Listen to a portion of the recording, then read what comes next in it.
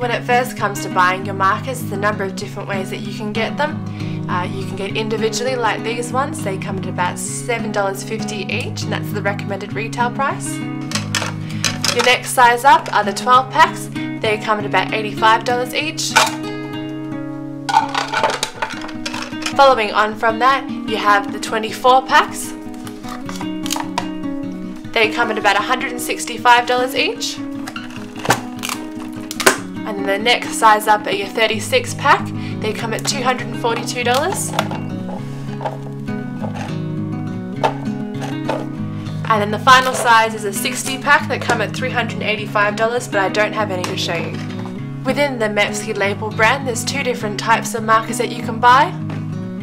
These are the brush markers.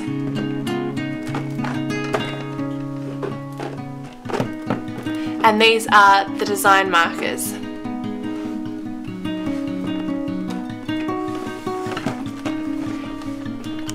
The Mepxy marker 24, 36 and 60 pack of markers come in boxes like these.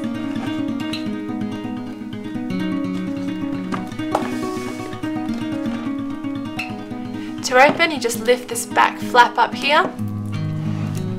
There's a magnetic strip along here that just touches in with the back there. And you can now rest your markers like that. The best way to store them is in a position horizontally like this, or with the lid on, because if you have them vertically, what happens is the ink from the markers tends to flood the one end of the marker, and it just becomes a bit harder to use and doesn't work as well. When it comes to comparing the design marker with the brush marker, the main difference is in the fine tip end. Both of them have the identical chiseled broad end on this side.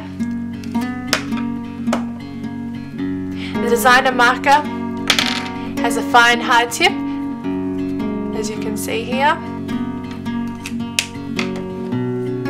and the brush marker has an end that's kind of a bit like a watercolor brush, so it can move in certain spaces that this might not be able to, but this is quite good for fine lines and really thin areas that you want to colour in. There's a number of different marker papers that you can use with the Mepxy markers, but I tend to use the Canson bleed proof. I've had really good results from it, and it's a really smooth paper and it really soaks up the markers well. It doesn't come through on the other side. So as you can see here, I've coloured it on this side as my test sheet. Other side it hasn't come to this side of the paper. The reason you use these marker paper is because normal paper doesn't have the absorbency as this one does, and otherwise it normally just comes straight through to the other side and it'll follow through onto the pages beyond. I'm now going to give you a demonstration using the different types of markers and the different techniques for using the markers. Alright, let's start with the chiseled end. This is a design marker. The colour is B29 Ultramarine. When you're using the chisel tip end, the best way to use it is to stroke back and forth, continuing the same line. And also, if you really want that smooth texture like that, you kind of go back over the line you just did, because if you continue with the next line, you kind of miss the bits in between. You don't get that smooth colour like you do there. Now I'm going to demonstrate the difference between the two fine tip ends as I was describing before. I'm going to be using that ultramarine blue again, and I'm also going to be using Rosebud, which is a V15. Okay, so your fine tip that you had on your designer marker before, they're ideal for thin lines. They're also quite good for shading in small areas. Once again, going back and forth over your original colours. And then your brush tip. It's malleable, so you can actually bend it and shape it.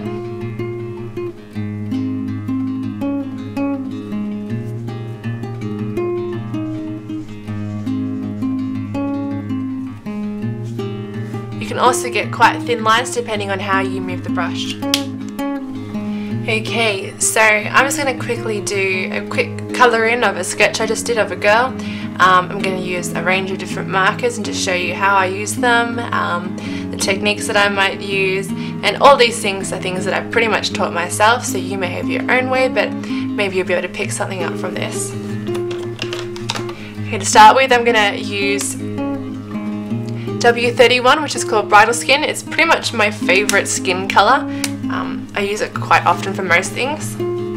So I'm going to use the brush marker, and I'm going to use the brush marker tip because I quite like that for getting into the grooves of the skin and when you're shading skin particularly, try and follow the pattern of the face, try and smooth around the corners, don't shade down or across because you want it to look as realistic as possible.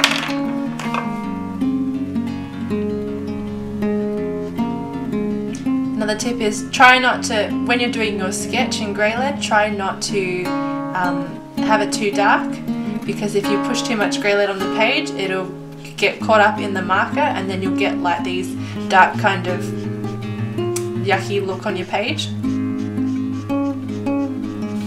See how I'm following the contours of the face?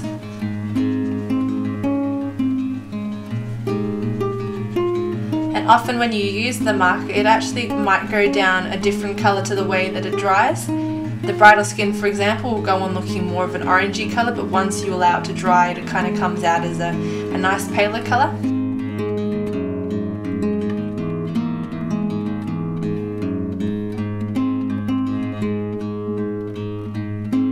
At any point you want, you can swap to the chisel end if you've got a thicker part.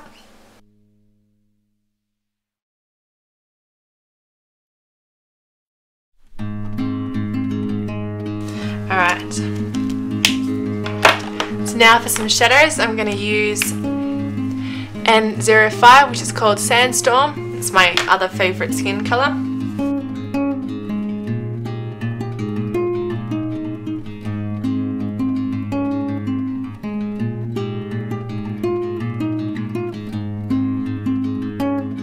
Depending on how you want the lighting to look, you can get different shadows and different colours and different effects. And there's also lighter colours that you can do to add lighter shadows as well, but I'm just going to keep it pretty basic for now.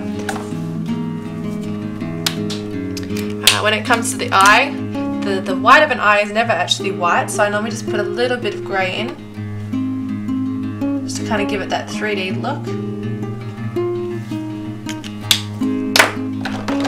So I'm going to use, that last grey was CG02, which is Cool Grey, number 2.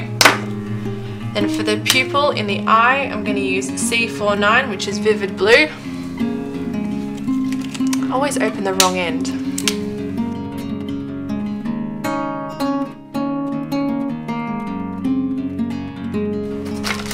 Alright, I'm going to do the pupil of the eye now. I tend to avoid using black as much as possible and actually use dark greys because the black can be a little bit too jarring. So I'm going to be using CG09, so Cool Grey number 9.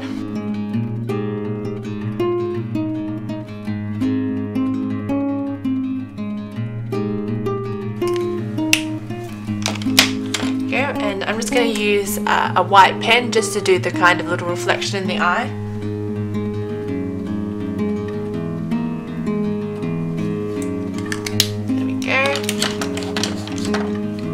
Alright, so next I'm just going to start on the hair. I tend to love red hair, so I'm just going to paint this hair red. Again, I'm actually going to use the brush markers for the whole of this tutorial just because I've picked out these colours in particular.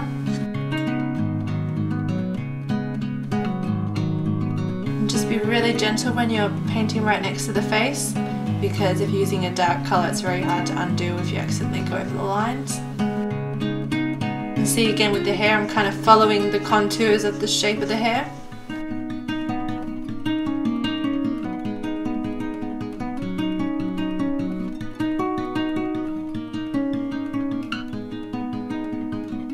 Alright, and you also want to use the same colour for your eyebrows.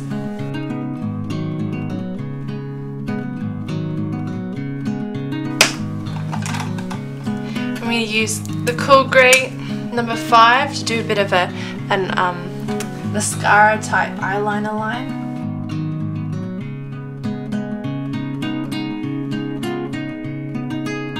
Just looking less evil now, thank goodness. Alright, with her teeth as well, I'm going to use Cool Grey 3 just to kind of put a bit of a shadow in her mouth.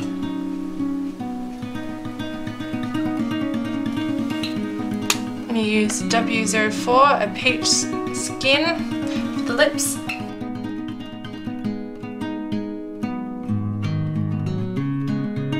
And with the hair, I'm going to add some shadows. So I'm going to use Sienna W29.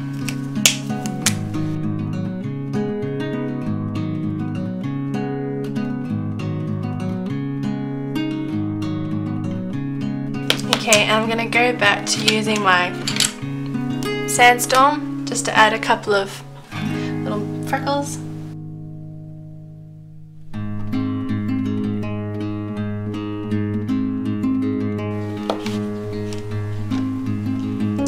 And there you go, you can kind of add bits and pieces if you wish.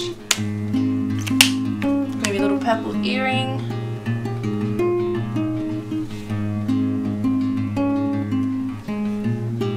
Yeah.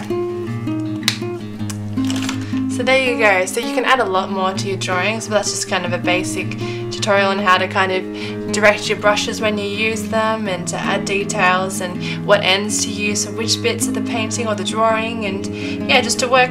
You don't want to work too fast that you make mistakes, but just work fast enough so that it's easy to blend the colours together, and also giving just enough time for certain areas to dry. And yeah, so I hope that you've enjoyed this tutorial, and I hope to see some of the work that you've made using it, and have a wonderful day.